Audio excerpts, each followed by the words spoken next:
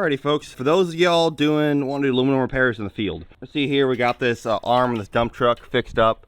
It had cracked. I'd actually welded it previously, but did not get that clean, and it failed again. So I'm teaching y'all from my mistake, as I've learned a lot over the past couple of years. Make sure your aluminum is clean, clean, clean. A lot of times, a stainless steel wire wheel will not cut it. Get yourself a new flat pad or flat disc, clean it up there, and you'll end up actually having a really nice weld. And make sure you got someplace dry and out of the wind to do it. If you can, build yourself a hooch, or my customer, luckily, had a shop I could back my truck and trailer into, and get this thing welded up for them, and this should not fail again. If it does, somebody's having too much fun with the Traco.